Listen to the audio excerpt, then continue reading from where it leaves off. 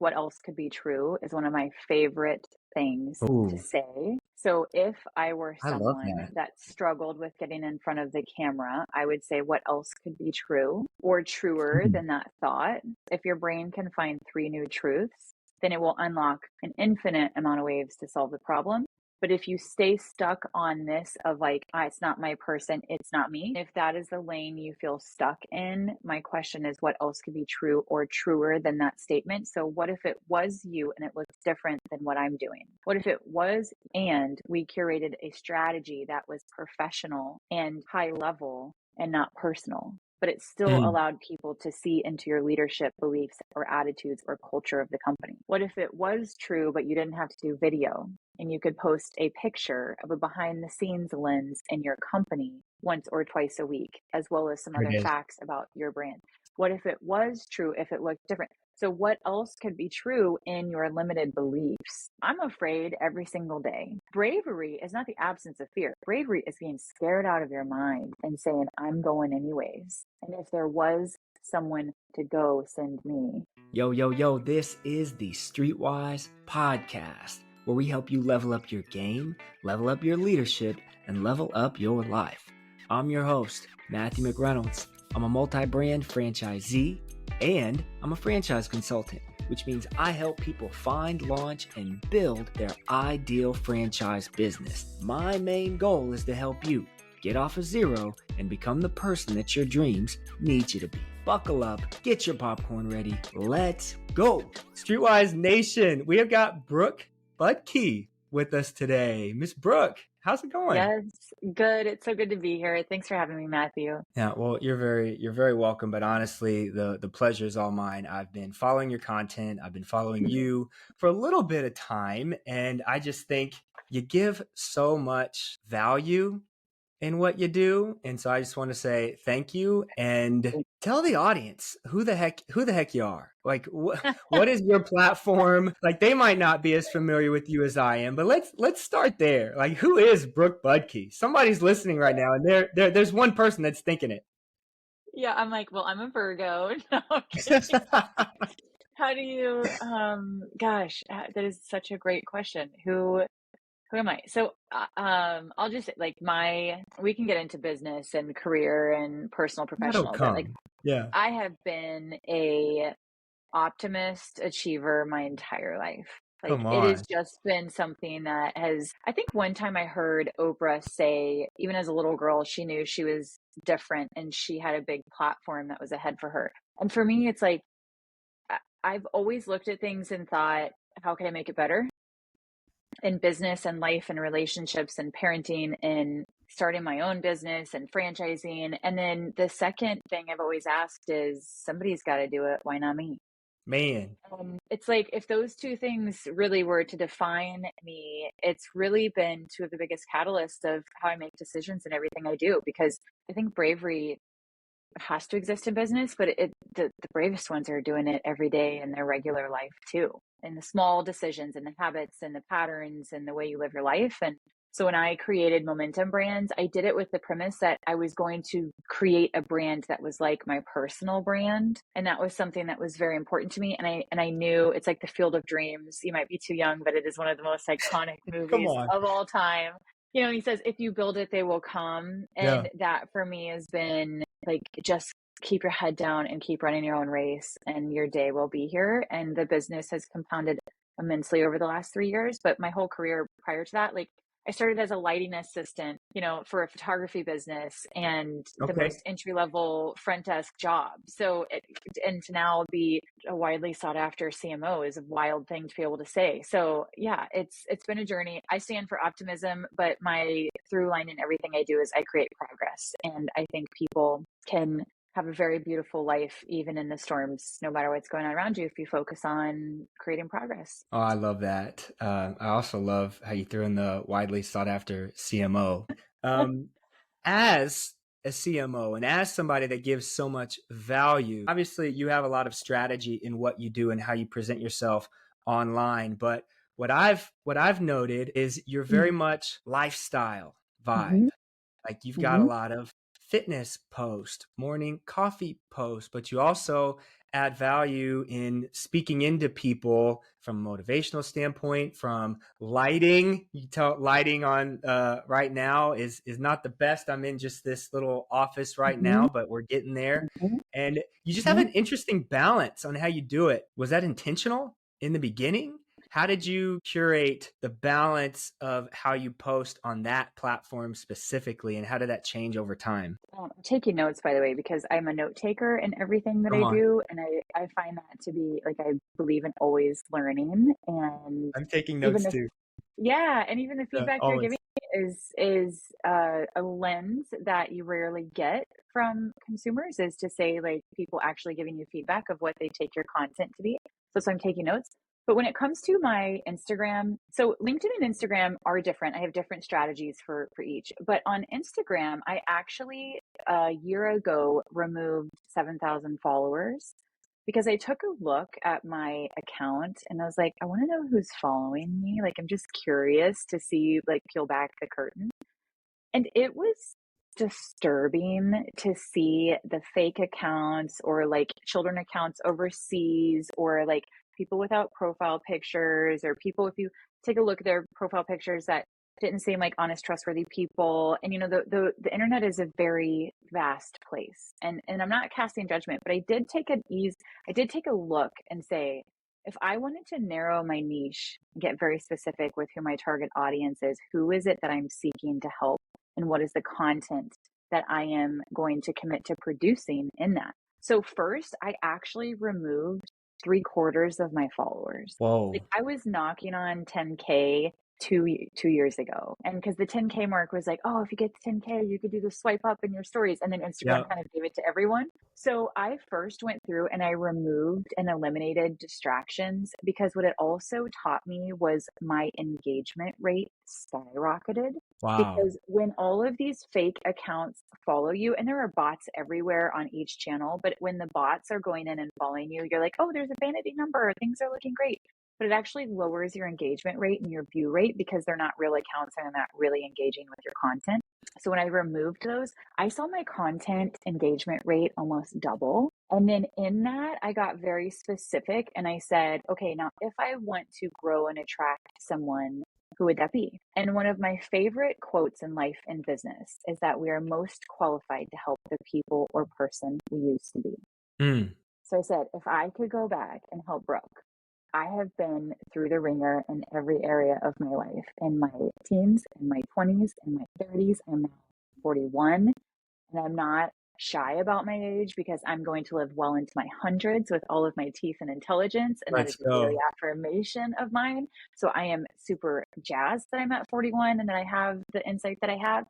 But when I look back at these chapters of my life, it's like, if I could go back and tell the 20-year-old BB what to do, like the 20s, like everything SHIT hits the fan in your 20s, and like you're getting married and you're having your job and your career, and then maybe children, and then your house, and then all these payments, and then all this stress, and then you stop having fun, and then you're like, what am I really doing? And I became an adult, and it's just really, Mm. really difficult chapter. And then your 30s is kind of a comparison game of like, they're traveling here and this is their house and they have this many kids and here's where I'm at in my career. And then if you just stop and say like, I don't, you do you, I'm going to do me. I'm going to be authentic BB for what lands for me. I'm going to share it. If it's great for you, great. If it's not great for you, also great. Because I really stopped looking at the number of likes, the number of views, the number of shares, because I was like, if one piece of content hits one person and it lands with them and it makes an impact in their life, the piece of content was worth something. And so I really like removed my ego and what I was doing and posting. And as a result, I'm having, like, I posted today a workout today, and it's north of 22,000 in the first 4 hours that I posted it in views. But then like I'll post one tomorrow and it'll hit 1,200 views. And I'm like, it's okay. Like, every Yeah. single post isn't going to go viral. And that's not the point. Like, viralicity doesn't even really net you a lot, instead of like, ooh, I know what I'm doing and this content relates to people. So a lot of people, when they look at Instagram, are like, how can it go viral? It's a question people ask me all the time. I'm like, that's not the goal. The goal is to be relatable and to be real and to offer your audience value. And that was something you said early, which really struck a chord with me, because then, like, if you could give away valuable content over Mm. time, every single time, people will know you and trust you because you're not gatekeeping. You're just saying, hey, take this tip and use it in your life. And personally, I think that means waking up earlier. I think that means what you're ingesting in your food and your beverage intake. I think that's what books you're reading. I think that's the podcasts that you're listening to, like Streetwise. I think that Let's is go. the people you're around, and it's your profession. So many people look to their profession and like, oh, but if I just get that job, then I'll be happy. And it's like, no. Happiness starts at home, and home is in your heart. Home is in your head. Home is in your spirit. And so if you can first be happy there, what I do is then try and translate that onto social content that may give people some wind behind their sail when they feel like they're up against the wall, because every day we are. Oh my gosh, I love that. And you got me thinking on so many. Let me tell you right now, we just met each other. I'm super ADHD, and so my brain is always bouncing off the walls. And so I'll usually have my next question planned, but then the guest will say something and it's like, oh, I could ask this, I could ask this, I could ask that. But something that I want to ask you now is, how does your strategy change when you post on LinkedIn versus Instagram versus TikTok versus Facebook? What are you thinking when you're creating a post for a specific platform for yourself personally? And then we'll talk about the business stuff later. People trust and believe and will follow founders of a brand before they follow the brand. Oh, yes. So when you are thinking about building content and you are a leader or a founder or a small business owner or a franchisee and you have one single location, they still want to know, is that Matthew's location, and who is Matthew and what does he believe, before they come in and spend their time and their money with you. So if you think of, in general, adding value to people, number one, people want to know the founders more than ever, because in a post-pandemic world, it has become very isolated and shut off. And so then the natural community is so much smaller. So then if you look at Instagram or LinkedIn, you think, can I get to know someone before I work with them? Because then that allows me to trust them differently. So in general, when it comes to sharing authentically, I decided, so on LinkedIn, when I hired Hallie O'Neill, who is our brand director and strategist, she is phenomenal. When I hired her, she worked for me at Title Boxing Club prior, and she was my first call when I was ready to scale my brand. And she was like, we need to have a daily content strategy on LinkedIn. No one is doing it. And we started testing it. And this was 2 years ago. So for 2 years, we've been posting Monday through Friday on LinkedIn, and the compounding interest is absolutely insane. Facts. It is a long game on social media. And what brands today think is, oh, okay, I'll go tell this story or I'll share this behind the scenes. And you're doing it one time versus one time every day over time. Those are very different things. And so when we started peeling back, this is what brands really need inside of franchise marketing. Our content has evolved. Absolutely. But the other day, it was probably 6 months ago, I have this personal habit where I send people voice texts because I think it's more personal than a text and shorter than a phone call. And when you're working with busy people, they can't always answer your call, but they can listen to a voice text. So it's like my iconic BB, like if you get a pump up BB voice text, you're going to like run through a brick wall, right? So it's like, I don't know. I love speaking truth into people because very few people do.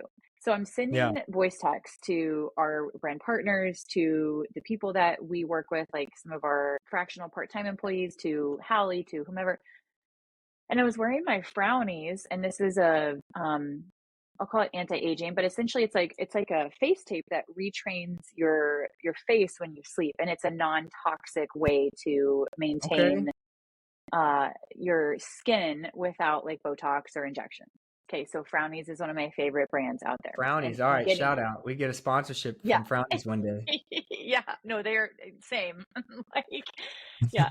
So I'm wearing my Frownies. I'm in a ball cap. It's 6:30 in the morning, and I'm thinking about Frownies because every time I post about them, they will send me a voice text on Instagram Messenger. Hey, Brooke, it was so great to see you. Thanks for tagging us. We love that you're a Frownies supporter. Have a great day. So they take it to another level in their personal branding and their communication with their audience. And if you look on all of their ads, so it is a female founded generational brand.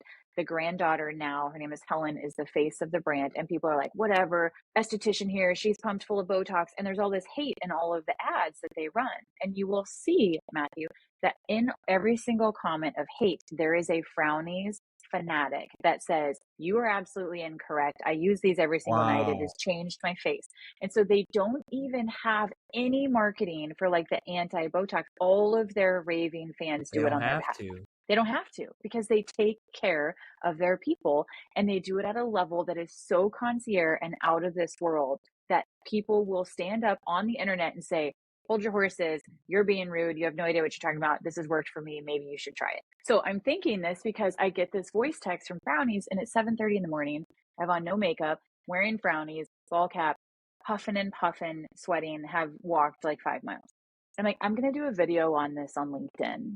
And I remember Hallie saying, ooh, okay. That's like, listen, I it's not about how I look, it's about the message. And the message lands when it's actually true with what's relevant. I could do it right now where you don't see like frowns on my forehead, but that's not relevant. I'm like, you wear them overnight. I'm working out. This is what my normal routine is. So I filmed this piece of content. I'm like, I'm going to talk to you about raving fans and what that means and what this brand does and that I am a raving fan for, and see how you can apply it to your business. And I posted it and I was like, I'm just going to send it. And whenever a personal thing, whenever I send a tough email or a post that you're unsure of, I just say, go with God. And I hit send, and I'm like, Good. I like that. wherever it lands, it I'm going to lands. start Like, doing that.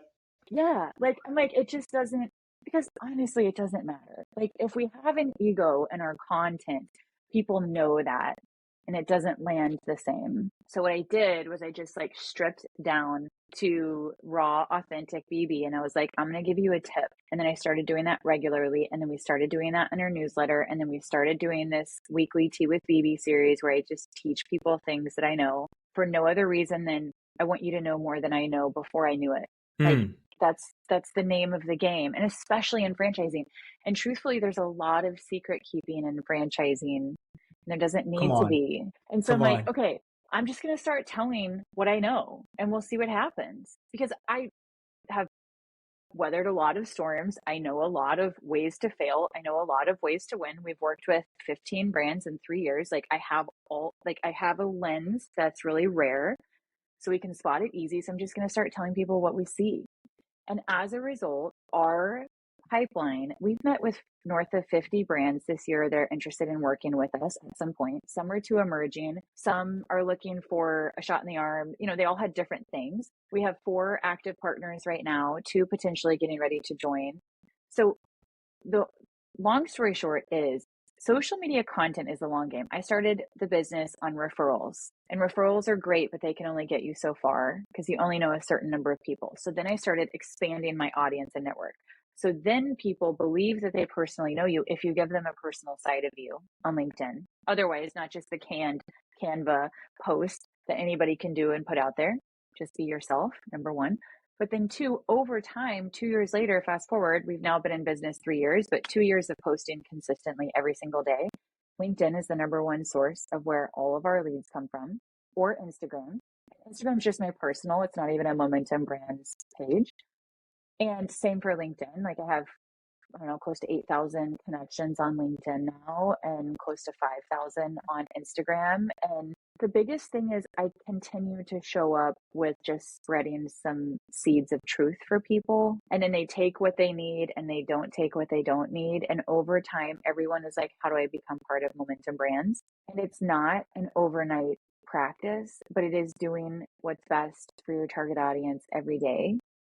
And then it starts to pay off. So my content strategy on LinkedIn is showing up strong, inspirational, real, authentic habits, lifestyle marketing for young Brooke, who was 30 years old as a marketing director of the fastest growing franchise in America. We sold 400 units, and we had to get them all open. I had no team, no resources, no budget, and no brand guide. I didn't come from franchising. So I just figured it out. So I want to speak to her, and then I want to speak to franchise founders and CEOs and presidents. And then I want to speak to anyone on LinkedIn who really just isn't satisfied in their career and could have a better life and opportunity by thinking and just doing things different.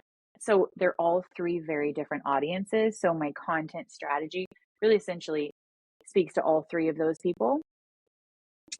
like the lighting tip you gave is for the masses. Sure. That I mentioned. And then like speaking to professionalism, and here's what I wish I would have known at 30 versus 41 is to the marketing director just starting out.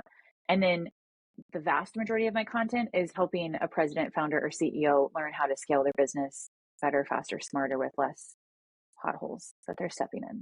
So I really just have a mix of it. But I like my core thing is that I'm always just going to be myself, and I'm not going to work with jerks.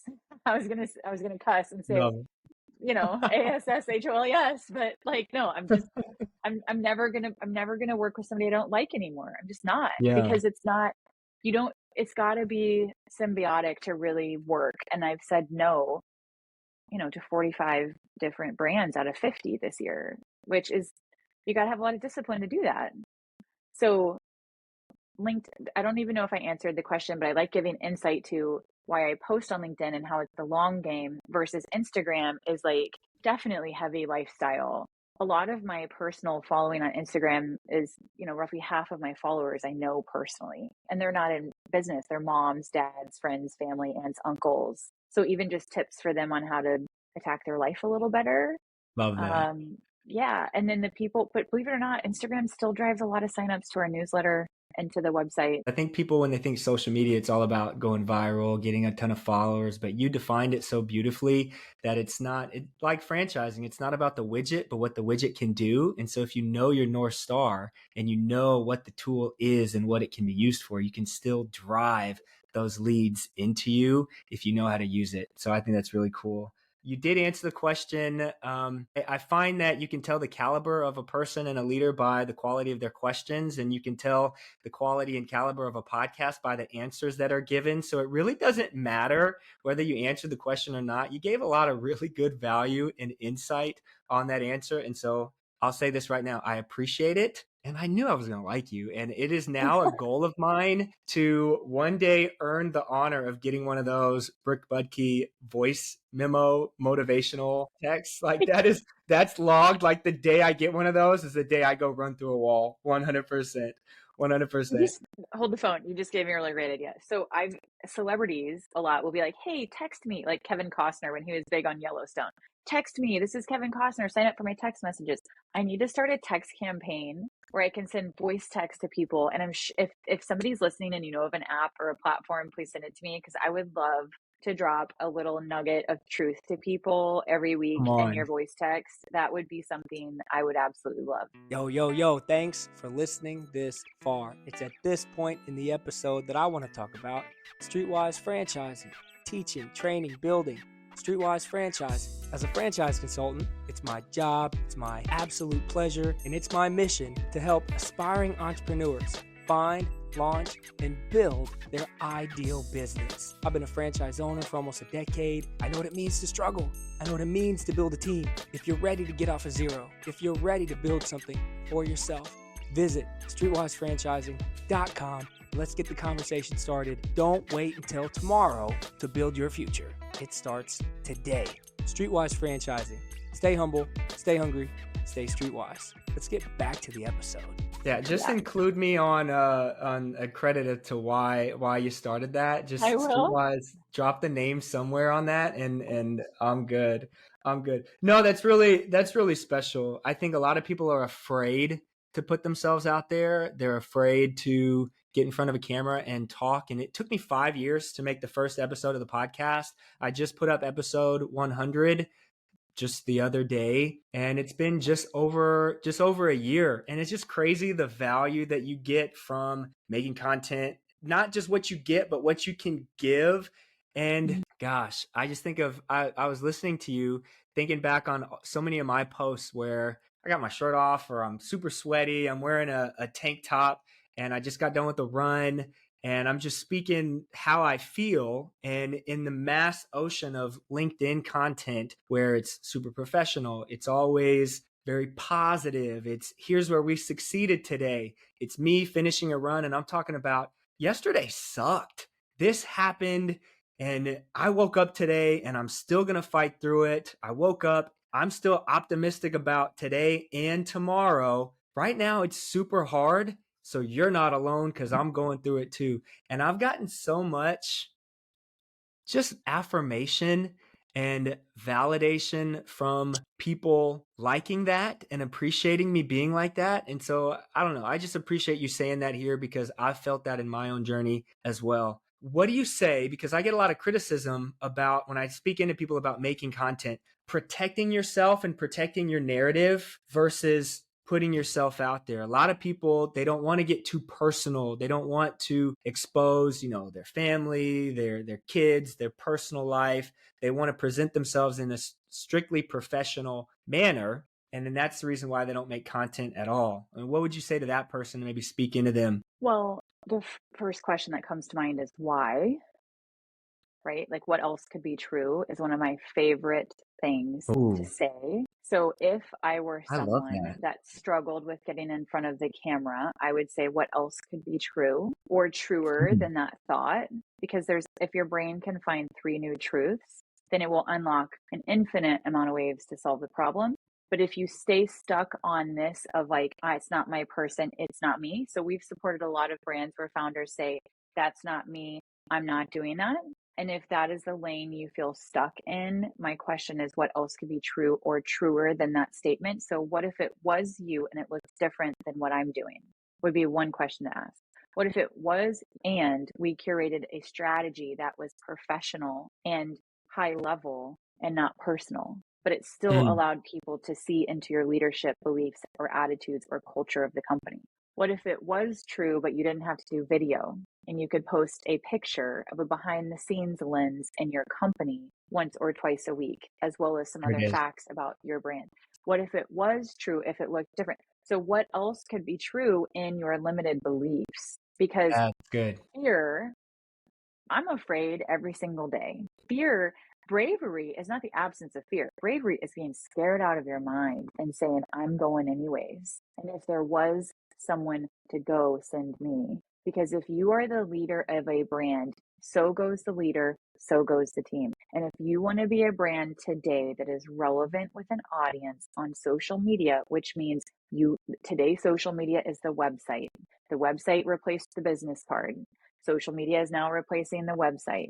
You have to be current with where your audience is. And if your audience is on social media and you are developing a pipeline and franchising of business owners that you want to attract that are like you, they need to know you. And if you on Instagram are looking to create a audience of raving fans at the customer level, you better be a customer of your own product and you better be talking about it. So in marketing, you must be a product of the product. There is no gray area.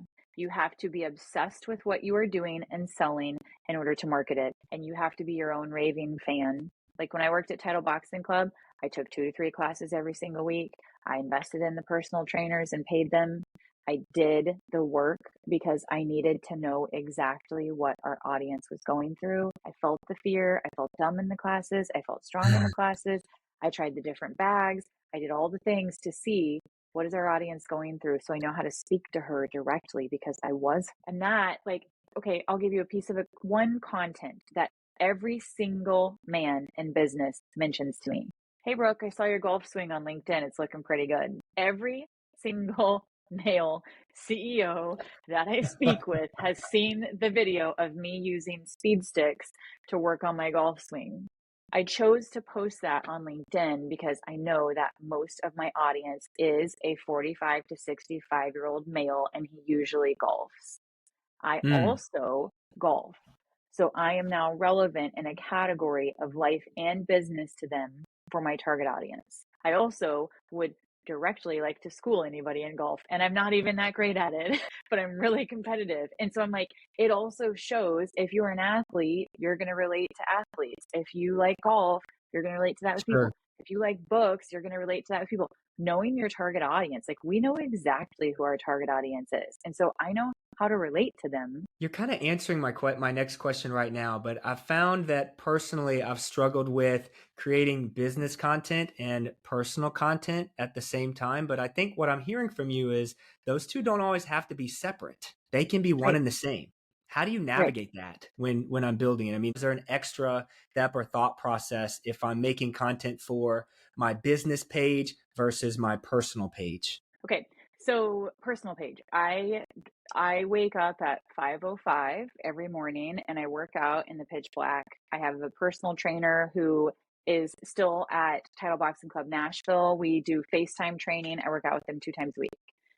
Last week, I was going to say 2 times ago when I posted a piece of content, I shared what the workout was that we were doing, and I shared 10 things over the workout that you can say that says, I love you to an entrepreneur. So in the caption, I shared what the workout was, but in the video, I said, this is the way you can say, I love you to an entrepreneur, because entrepreneurs are working out at 5 in the morning, taking their kids to school, taking the trash out, hosting a podcast, following up with all their clients, coming home to make dinner, tucking their kids in, and then returning emails. It's a grind. So I'm not posting myself sitting there drinking a cute little cup of coffee saying, here are ways to say I love you to an entrepreneur. No, I'm saying it when it's in the pitch black. I'm working my tail off because it is the way that I'm committed to living. And I'm saying, these are the ways that you can show up for me today. Send it to somebody. And you know what I did? I had 5 friends reach out to me and say, I do tell people about you. Because that was number 10 on the list that said, one of my favorite things to hear is, I told my friend about you. Imagine if it was like, Matthew, I told somebody about you in your podcast. That Oh my gosh. compliment validates your business so That's much. everything. Yes, but that piece of content had like 20, 30,000 views on Instagram because it related to both entrepreneurs and people in fitness. So that's how I approach my personal content Okay. as an example, because I believe that your personal habits and rituals define your success and outcome in business as well. I think they directly relate. That ties into the golf example too, right? So showing something you like, but also a business strategy. When it comes to our brand and momentum, we share our client wins, we share behind the scenes, we share tools and resources we have, we share tips on industry trends, we share pop culture news, we share customer news, we share things going on with different generations, we share like the behind the scenes marketing. Like if you had a marketing best friend, you could call and say, Matthew, I've got a situation. My customer is MIA for the past 6 months. I don't know what's going on. That's the type of content we post on our brand page. Like, here are the trends you need to know and why TikTok. I'll give you an example. I love sharing personal. The waxing industry is crumbling and the big wax brands can't understand it. And it is because there is a cultural phenomenon going on TikTok where they're selling laser hair removals for $39 on TikTok. So the industry as a whole has had a product disruptor say, well, you could just buy this laser hair removal for $39, take care of it yourself, and never have to go in to get a wax again. But the brands aren't looking at what's happening in the culture of consumers. Wow. They're just looking at that they don't have doors swinging open. A different cultural trend we're seeing post-pandemic: fitness. The 35-year-old female was the highest spending demographic pre-COVID in small group fitness. She had 3 to 4 small group boutique memberships. One woman did. 30 to 45 was the average age. And they did skew younger, even in like college market. Today, she has vanished. She's not getting waxes, blowouts, nails, fitness. Millions of women left the workforce in COVID. She went home to take care of her children.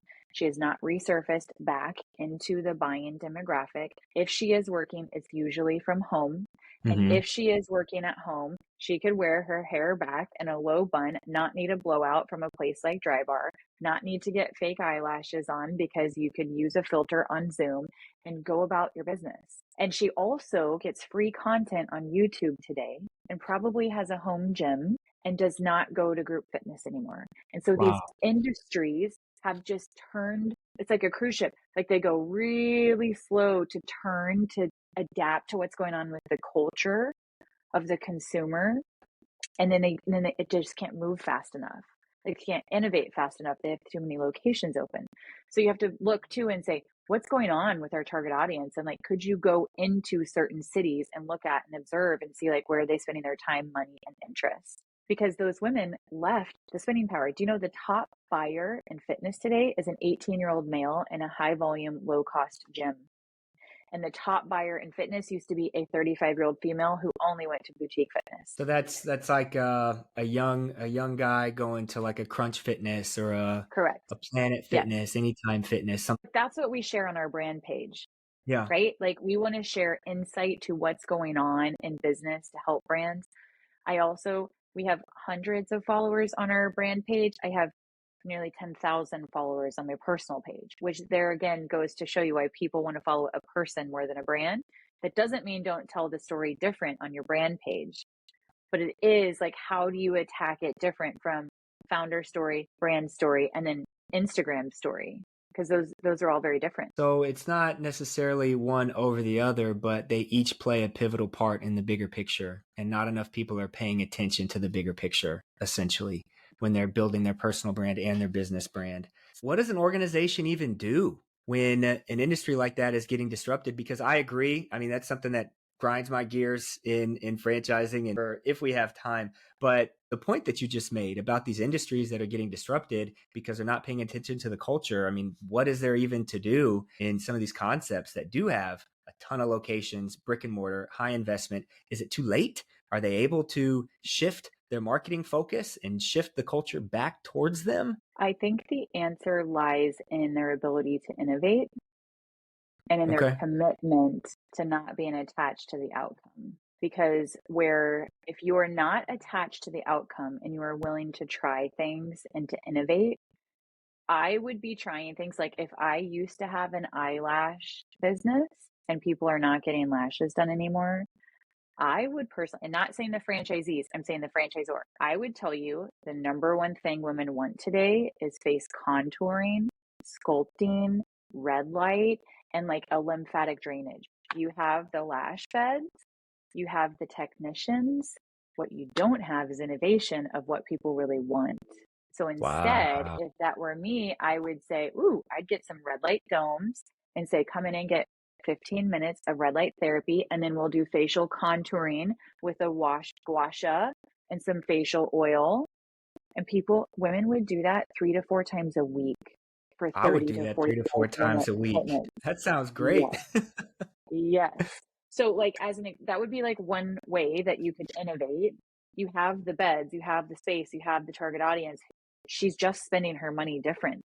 And you have to look at where they're spending their money, because people aren't stopping spending money. I mean, yes, groceries cost more. Yes, cost of living has gone up. However, people are still investing their money. You just have to look at where they're going and then innovate. Super interesting. Okay, so Mm-hmm. here's I think I can do it. I think I've got time. This is what really grinds my gears. When franchisees get into their system, they're told that the franchisor will take care of the social media. They've got that in-house social media marketing. And then the franchisee gets in the system, and what do they see on their Instagram and Facebook page? A bunch of stock ads, stock posts, reels that get 4 views per reel. It's all just, it's not quality. Where are we going wrong? Where do we need to get better? Is that seriously the standard? I mean, I'm sure this is where you actually come in and help some of these brands out, but I personally feel like the standard is way too low.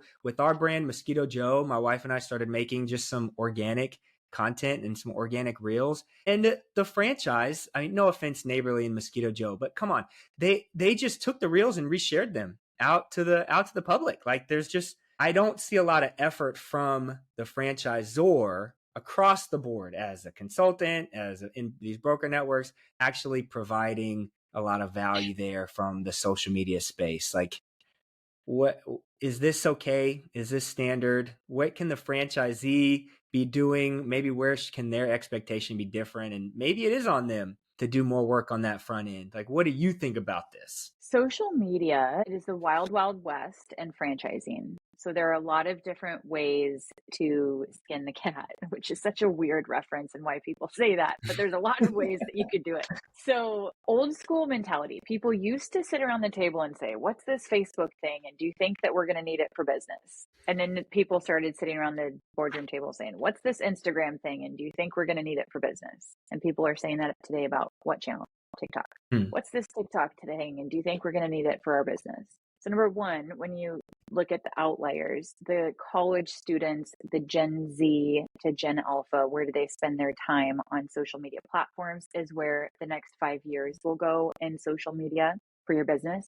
Number two, hiring people that understand how to use the tools inside of your business and know how to create content is very important. And I have worked with a lot of brands where they have somebody who doesn't understand social media, also trying to teach social media. So you need to have an expert inside of your organization as a franchise brand. So here's let's call it the 3 different routes brands can take. Kind of old school mentality. When Instagram first started to get hot for business, people thought, let's just create content. We'll share it down to franchisees. Franchisees can post. We'll give them the caption, the image, the photo. They can post it. What happens is there's no reason let's say you have 200 locations. Let's say you have 20 locations. Now there's zero reason for anybody to follow one of the 20 locations because they're all essentially the same. Yeah. Versus building, and let's say each of those 20 locations has 100 followers. Well, get all 100 followers times 20 to follow one account. And create really wonderful content on one national account and stop the Instagram madness for your franchisee. That's one option. Bold brands would do that. Look at a Crumble Cookie. They've, I think, 1 million followers last time I looked. It's very high. And they have one location that they're putting out all their national content for. I don't think they have location pages. I could be wrong. I'll fact check this. However, if you have the expectation that a franchisee who does not have marketing experience, has never been usually a business owner before, now has this entire business to run, also will start to watch the trends of how to create reels or carousel posts and the Instagram updates and all of those things, it is unrealistic. Yeah. So then there are options for the franchisor. What I see brands doing today is saying, let's charge a marketing fee. We will run your Instagram pages and curate authentic, original content for your pages, Mr. Franchisee. But then they do sometimes borrow the same content, so it's not always unique. Now, that takes the pressure off of the franchisee, but then it puts 100% of the pressure on the franchisor, and the franchisee has the ability to blame the franchisor for lost leads if their production is not great. So the franchisor, the risk of it bringing in-house is that great, you lower the risk of terrible social media pages and time wasted from franchisees and just watered down branding. Like it does happen every time a franchisee does their own Instagram. So there's that risk at the franchisor level. The other risk of bringing it then in-house would be you're also assuming responsibility for lead flow to some extent on behalf of the franchisees, which is a grand risk for a franchisor. Now, you could do it differently and have a combination where you have a social media manager who is speaking with and guiding the brand, the locations every single month and saying, this is the content plan we have coming up. Is there anything locally that we have that we need to keep in mind that we need to promote the next 2 months out? So there's time to build the content. You put it back into their plan. They're posting it regularly. That takes a franchisor and a leader to know that social media is a platform you have to invest in.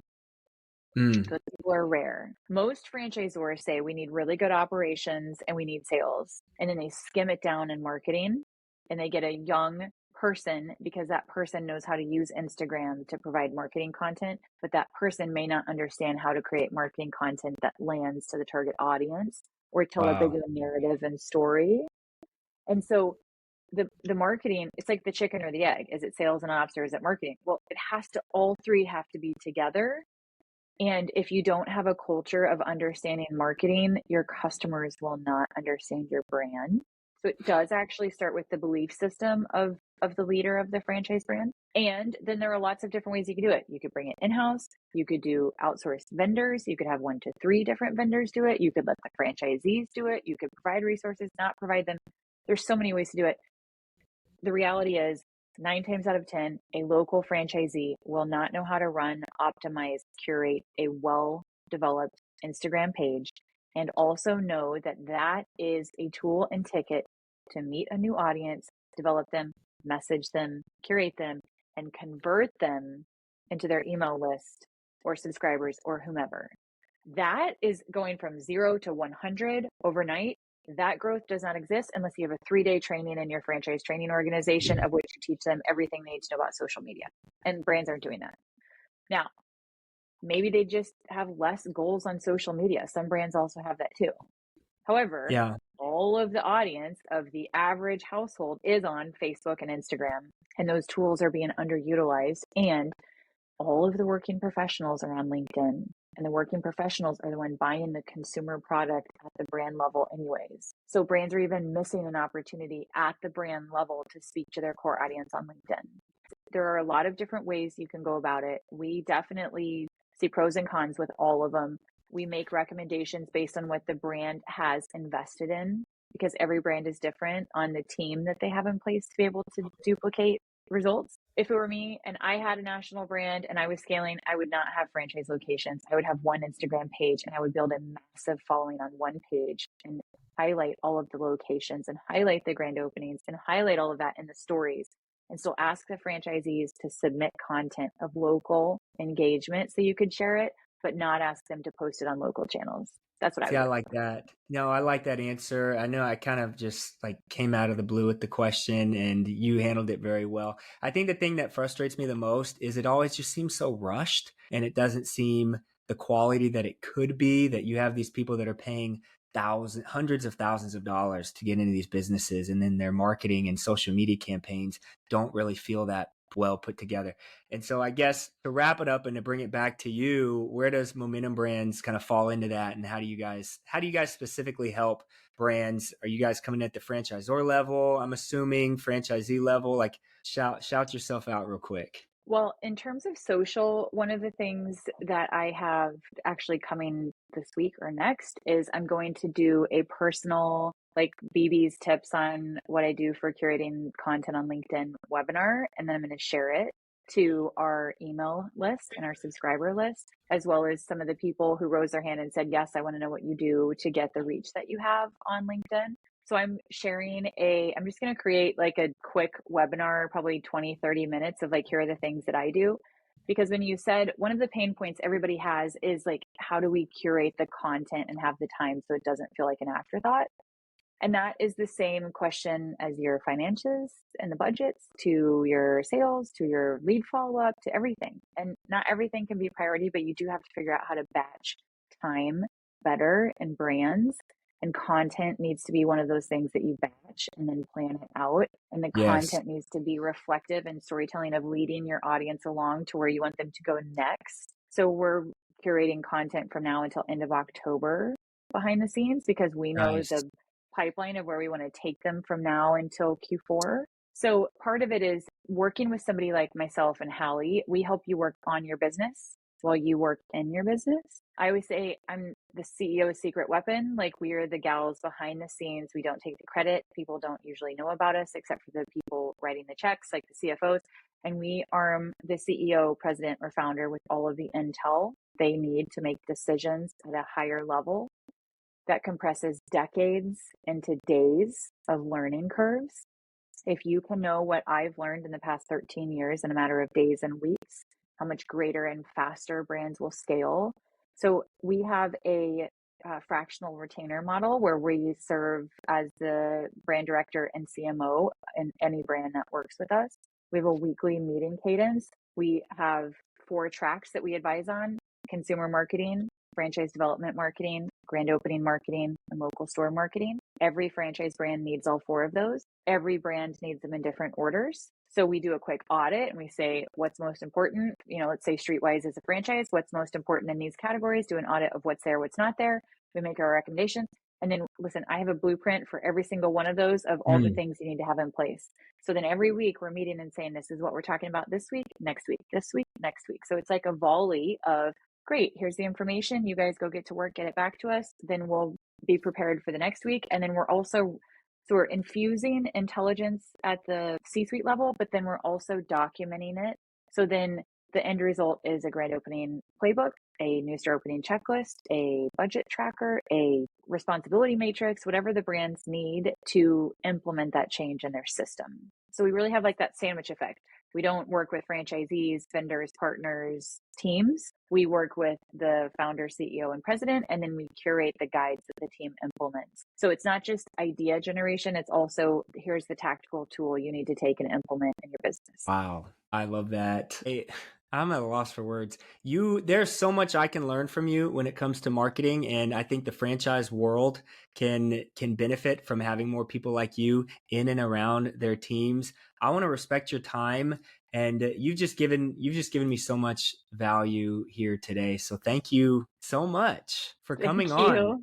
Oh, full disclosure, I've got a full notebook here of things that I wanted to ask you, but I'm afraid to do it now because, again, I want to respect your time and I want to keep the episodes from.